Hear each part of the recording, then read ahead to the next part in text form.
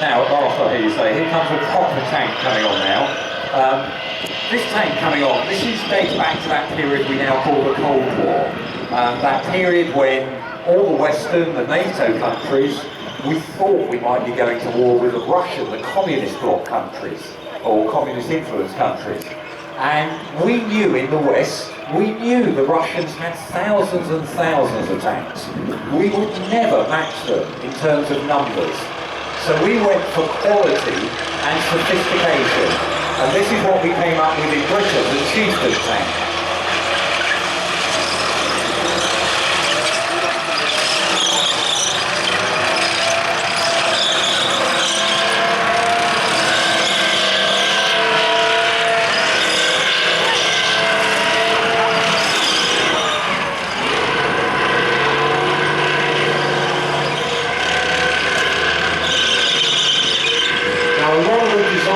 Of the Cheiftan tank had actually seen service in the Second World War, and at the end of the Second World War the British Army said we are never going to war again with a tank that has less firepower than the enemy or less armour protection.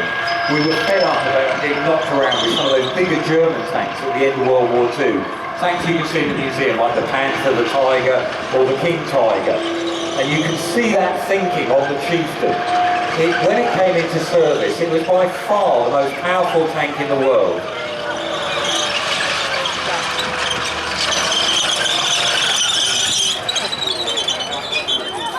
And the real big difference on this generation of tank is that huge gun. This is what they would call a 120mm high velocity gun. So what does that mean? 120mm, 12 centimetres, the size of the hole at the end of the barrel.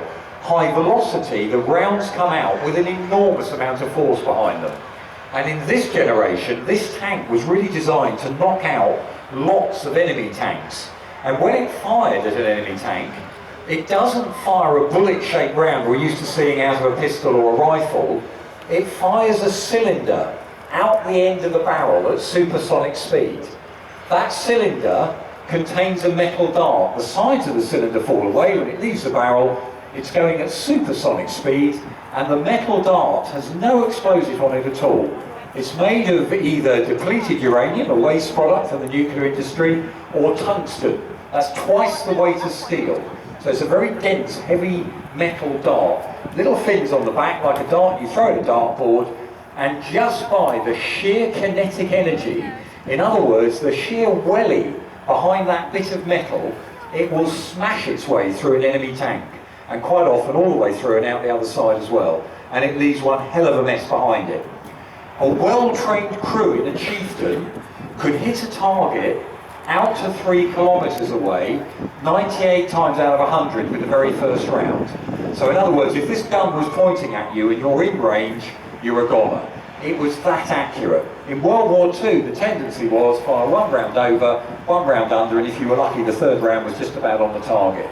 This thing, if it's pointing at you, you know, really is that accurate. To man that gun, in the turret, there's 3 crew members, and the 4th crew member, the driver, is down the front. As you face the tank, on the left-hand side is the commander. He's obviously in charge of everything. He's looking out for targets for the gunner who sits in front of him to aim the gun at, and he's also telling the driver, who's much lower down at the front, where to go. He can see the landscape better because he's that much higher.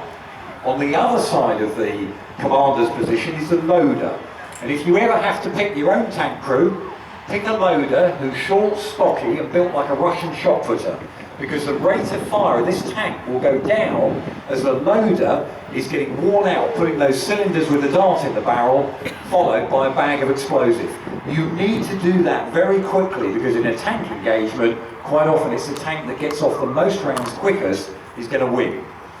Gunner sits in front, as I said, of the commander. He's got a little joystick for aiming that gun, and a foot pedal or a pistol grip or a trigger to fire the gun when he's on the target.